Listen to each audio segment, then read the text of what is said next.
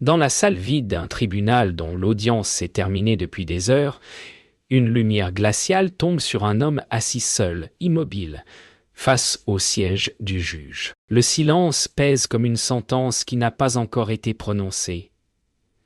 Tout autour, les dossiers empilés témoignent d'un monde où chaque cause a déjà trouvé son effet, chaque geste son explication. Il se revoit, un matin, posant la main sur la poignée d'une porte, croyant pouvoir choisir de l'ouvrir ou non. Et maintenant, il se demande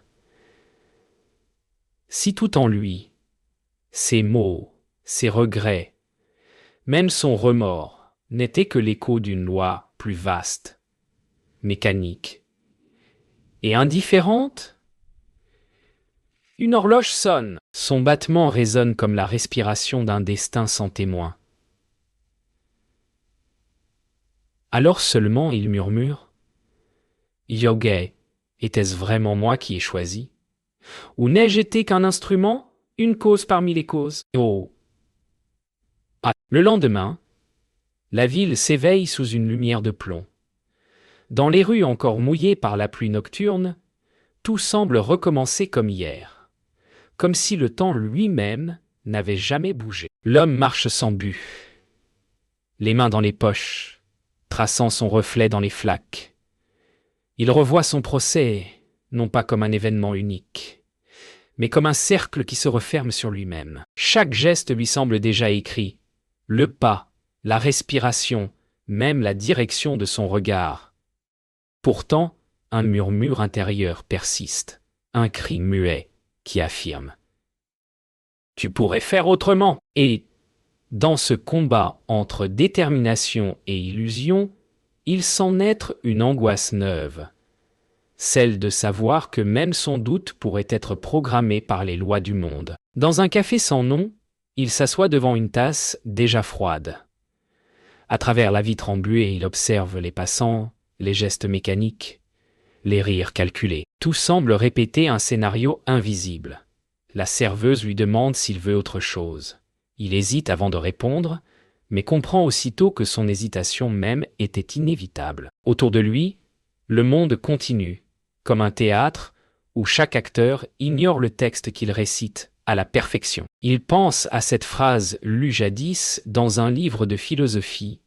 La liberté est la condition de la morale, mais la morale révèle notre servitude au devoir. Alors, dans un geste presque ironique, il sourit, non de joie, mais d'un savoir qui commence à lui peser. Le soir, il rentre chez lui, un petit appartement surplombant la ville. En ouvrant la porte, il retrouve les mêmes objets, les mêmes positions, comme si personne n'avait vécu ici depuis toujours. Sur la table, un carnet. Il y relit ses anciennes notes.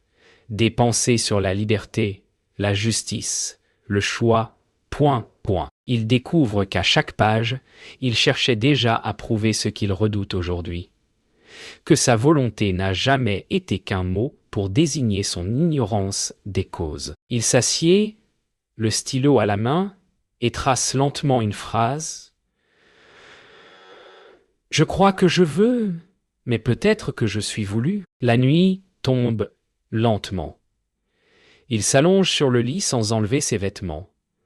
Le bruit lointain des trains se mêle au souffle régulier du vent. Les murs semblent se resserrer, comme pour lui rappeler que même le sommeil n'est qu'un passage obligé. Dans l'obscurité, il pense à toutes les décisions qu'il a cru prendre. Aimer, juger, pardonner. Et il comprend, non pas avec désespoir, mais avec une lucidité glaciale, que la liberté n'est peut-être qu'une illusion nécessaire, un mythe pour que les chaînes paraissent moins lourdes. Avant de fermer les yeux, il murmure « Eh gars, peut-être que la vraie liberté, c'est d'accepter qu'il n'y en a pas. Yo !» Le matin suivant, il rêve qu'il remonte le cours du temps. Chaque image est un souvenir figé qu'il effleure sans pouvoir le changer. La première gifle, la première victoire, la première promesse. À chaque pas, il découvre que tout est relié, que chaque instant s'enracine dans un autre, comme des maillons d'une chaîne sans fin. Lorsqu'il ouvre les yeux, la sensation persiste. Rien n'est arrivé par hasard. Son existence entière lui apparaît comme un fleuve dont il n'a jamais été la source. Il regarde ses mains, comme s'il espérait y lire une écriture étrangère. Un plan qu'il aurait exécuté sans le savoir. Il descend dans la rue, traverse un marché animé. Les voix, les gestes, les marchandises lui semblent organisées par une intelligence invisible. Une femme tend la main pour rendre la monnaie à un vieil homme. Un enfant renverse un panier de fruits. Un pigeon s'envole à cet instant précis. Tout cela, pense-t-il, aurait pu être autrement. Mais aussitôt, une autre voix intérieure répond « Non, tout devait être ainsi, jusque dans cette pensée même. » Alors il comprend que la liberté n'est pas l'absence de nécessité, mais la conscience de la nécessité elle-même. Assis sur un banc public, il observe les passants défiler comme les secondes d'une horloge. Un souvenir remonte. Son père, un soir, lui répétant que chaque choix entraîne une conséquence. Il se revoit jeune, défiant cette idée, croyant pouvoir se forger un destin à sa mesure. Mais à présent, le souvenir se retourne contre lui, révélant un autre sens. Et si ce refus d'être déterminé avait lui-même été déterminé? Il rit doucement, non d'amusement, mais d'une résignation lucide. Le rire d'un homme qui découvre que même sa révolte était prévue. Plus tard, dans une bibliothèque ancienne, il feuillette un livre de philosophie.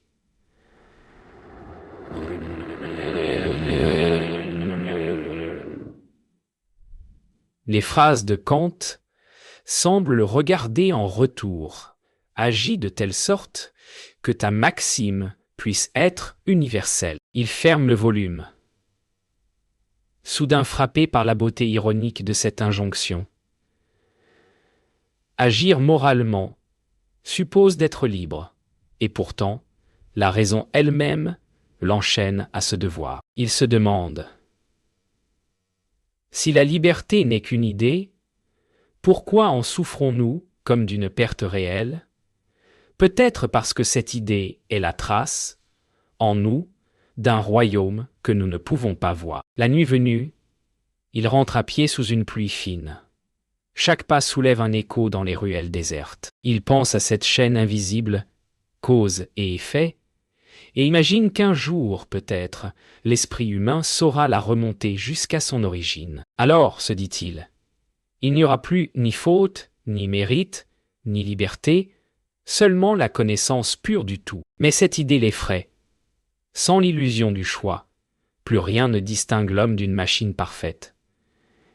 Et il comprend soudain: nous avons besoin de croire à la liberté pour continuer à exister. Dans le sommeil agité de cette nuit-là, il rêve d'un tribunal sans juge, sans juré, sans loi écrite, une salle infinie où des silhouettes silencieuses observent le déroulement de sa vie projetée sur les murs.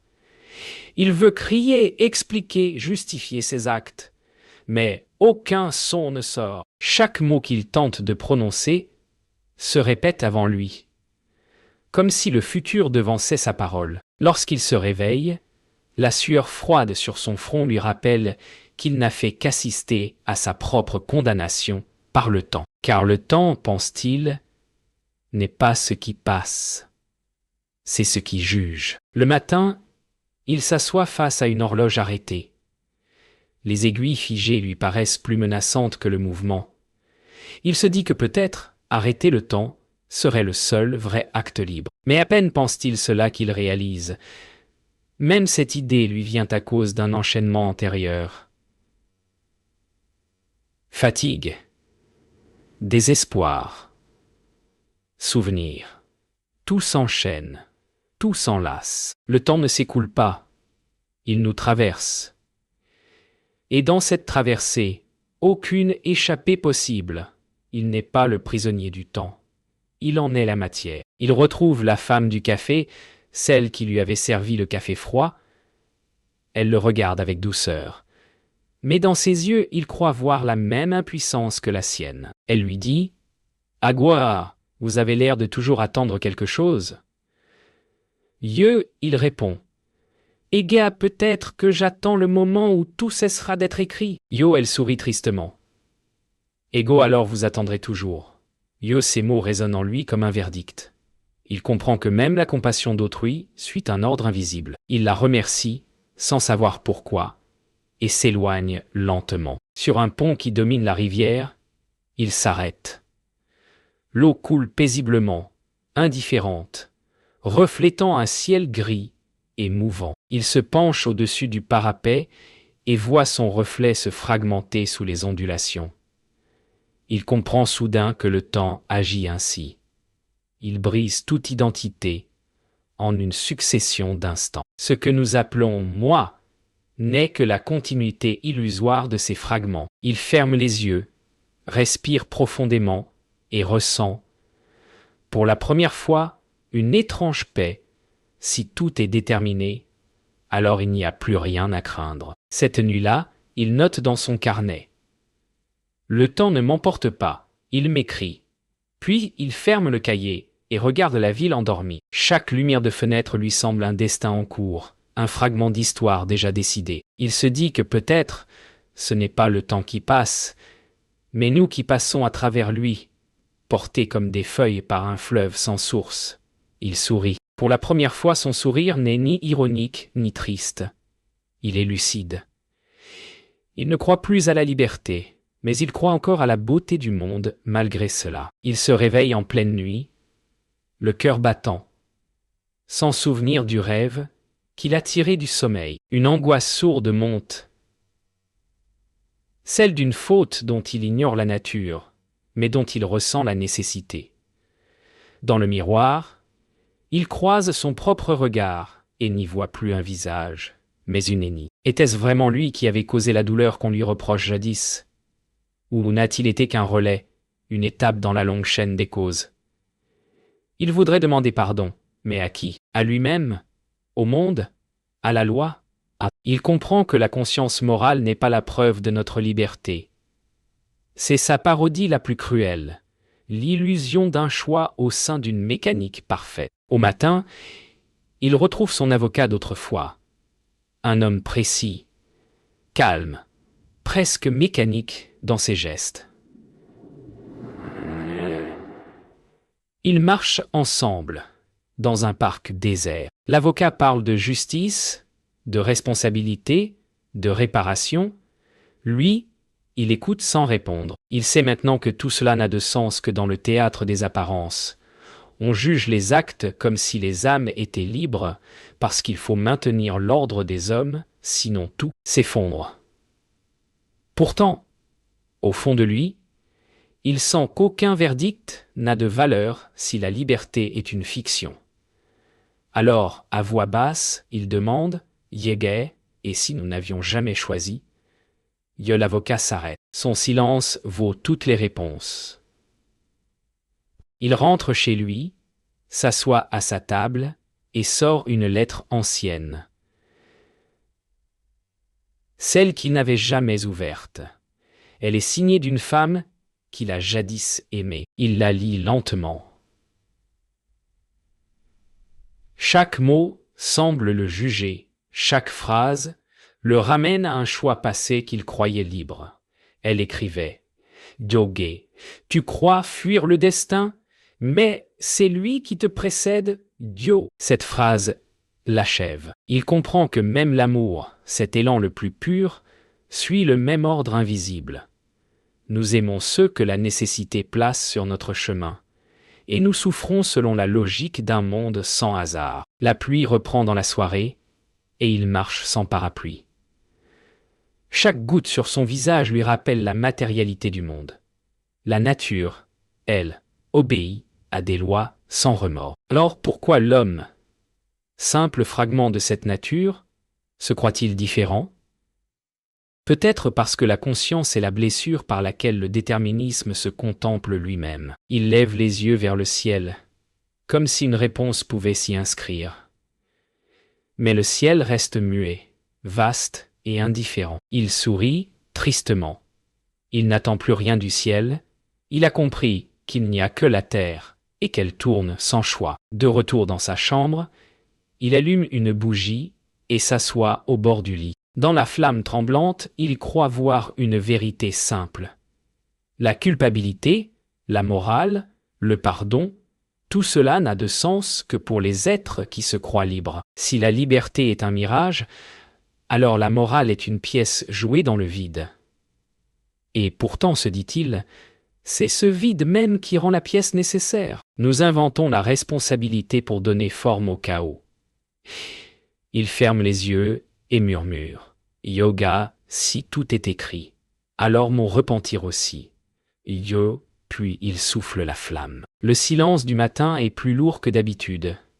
Il ouvre les yeux sur une clarté blanche et vide, comme si le monde avait effacé ses contours. Il se lève lentement, traverse son appartement, regarde les objets sans les reconnaître. Tout lui paraît étranger, même son propre corps pointe. Une idée s'impose alors, douce et tranchante.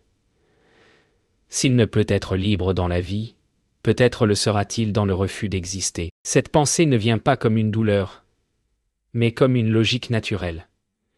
Il la contemple avec la même attention qu'un philosophe face à une équation. La mort, songe-t-il, serait peut-être la seule action que le déterminisme n'a pas encore rendue nécessaire. Il sort marcher dans un cimetière ancien, où la pierre et la mousse s'embrassent depuis des siècles. Les dates gravées sur les tombes lui apparaissent comme des coordonnées dans un système parfait.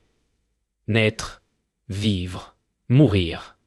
Aucune exception, aucun miracle. Il comprend alors que la mort n'est pas un acte, mais une conséquence, une cause terminale inscrite dès le commencement. Il s'arrête devant une stèle sans nom et murmure. Yoga, même toi, tu n'as rien choisi. Yo, et dans cette phrase adressée à l'inconnu, il se parle à lui-même. De retour en ville, il entre dans une église vide. Les cierges brûlent lentement, la cire coulant comme du temps figé. Il s'assoit dans un banc, sans prière ni foi. Une vieille femme passe derrière lui et allume une bougie. Le geste le touche profondément. Elle aussi, pense-t-il, répète un mouvement ancien, transmis sans raison, dicté par l'habitude du sacré. Et pourtant, dans cette répétition se cache quelque chose d'inexplicable, une tendresse. Peut-être que la beauté humaine ne vient pas de la liberté, mais de l'obéissance au mystère. Le soir, il monte sur la colline qui surplombe la ville. Le vent souffle fort, et les lumières urbaines s'étendent comme une constellation artificielle. Il regarde en bas, sans la tentation du vide, non comme un appel tragique, mais comme un apaisement. Et pourtant, au moment où il songe à s'abandonner, une évidence s'impose, même cela, le désir de finir vient d'une cause, rien n'échappe à la nécessité. Il se redresse, lentement, le souffle court, conscient d'être encore une fois le spectateur d'un acte qu'il croyait choisir. De retour chez lui, il s'assoit dans le noir. Aucun mot, aucun geste. Il ferme les yeux et écoute le battement de son cœur, régulier, nécessaire, impersonnel. Ce rythme, pense-t-il, est la preuve que je ne décide de rien, pas même de vivre. Et pourtant, ce battement me relie encore au monde. Peut-être que la vraie liberté n'est pas de rompre la chaîne, mais de la contempler sans haine. Dans cette pensée, il sent une paix étrange, presque lumineuse. Il ne cherchera plus à fuir le destin. Il l'accompagnera. Les jours passent sans qu'il les compte. Il ne cherche plus à comprendre ni à juger. Son regard s'est adouci. Il observe désormais le monde comme un étranger bienveillant. Dans la lumière du matin, il perçoit l'ordre silencieux des choses. Un oiseau qui s'envole, un enfant qui rit, une feuille qui tombe. Et tout lui semble à sa place. Il ne voit plus des événements, mais une seule respiration continue. Le monde ne parle pas, et c'est peut-être là sa plus grande sagesse. Dans ce mutisme cosmique, il découvre enfin la paix, celle d'un être qui n'a plus besoin de croire pour exister. Il marche au bord d'un lac où l'eau reflète le ciel sans le troubler. Chaque ondulation, chaque reflet semble lui répondre sans parole. Il comprend que la nature ne cherche rien, elle est. L'homme, lui, veut toujours signifier, toujours choisir. Et c'est là sa souffrance. En contemplant le miroir immobile du lac, il ressent que la vérité n'a pas besoin de liberté pour être belle. Elle se suffit à elle-même, éternelle, indifférente et pure. Il ferme les yeux et se laisse absorber par le silence. Dans un musée vide, il s'arrête devant une toile ancienne. Un visage peint, immobile depuis des siècles, mais vivant dans le regard de celui qui l'observe. Il songe que l'art aussi est une forme de déterminisme, la nécessité du beau incarné par la main humaine. L'artiste n'est pas libre, il obéit à une forme qui le dépasse. Et pourtant, cette obéissance engendre la splendeur. Peut-être que la grandeur humaine n'est pas dans le choix, mais dans la fidélité à l'inévitable. Devant le tableau, il murmure « Ok, voilà la liberté. Accomplir ce qui doit être. » Au crépuscule, il retourne sur le pont où il s'était arrêté jadis. La rivière coule toujours, indifférente à ses tourments passés. Mais ce soir, il n'y voit plus un symbole du temps qui juge, seulement le mouvement tranquille de l'univers. Il comprend que rien n'est personnel, ni le chagrin, ni la joie. Tout s'écoule à travers lui comme à travers les pierres du pont. Il pose sa main sur la rambarde et sourit doucement. Dans ce sourire, il y a acceptation, non par faiblesse, mais par lucidité. Cette nuit-là, allongé dans son lit, il écoute le monde respirer, les murmures de la ville, le souffle du vent, le craquement du bois. Tout cela forme une symphonie sans compositeur. Et dans ce silence habité, il sent que la vie ne lui appartient pas, mais qu'il en fait partie, comme une note juste dans une harmonie infinie. Il ne désire plus rien changer. Il ne veut plus comprendre.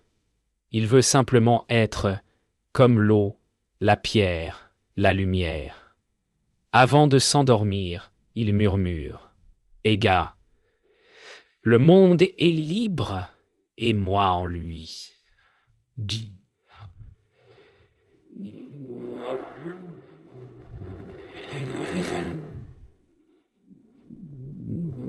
Le jour se lève lentement, doré, presque bienveillant. Il se tient debout devant la fenêtre ouverte, respirant l'air frais. Pour la première fois depuis longtemps, il ne se sent ni juge, ni accusé, ni acteur, ni spectateur. Il se sent traversé par la lumière, le vent, le murmure du monde. Tout est exactement comme cela doit être. Il repense à la phrase qu'il avait écrite. « Je crois que je veux, mais peut-être que je suis voulu. » À présent, il la comprend autrement. Être voulu n'est pas une servitude, c'est une appartenance. Il ne cherche plus la liberté contre le monde, mais en lui, la nécessité n'est plus une prison, elle est la loi d'une danse infinie. Il descend dans la rue, observe les passants, chacun perdu dans son rôle, chacun croyant choisir, mais tous nécessaires à l'équilibre du tout. Il sent pour eux une tendresse immense. Il ne les juge plus. Même l'erreur, même la violence, même l'ignorance participe à l'ordre invisible. Tout est cause, tout est effet, tout est sens. Il comprend que le pardon n'est pas une grâce, mais une conséquence de la lucidité. On ne peut haïr ce qui n'a jamais pu être autrement. Dans cette compassion nouvelle, il découvre un amour plus vaste que la volonté. Dans une librairie ancienne, il tombe sur un livre, ouvert, au hasard.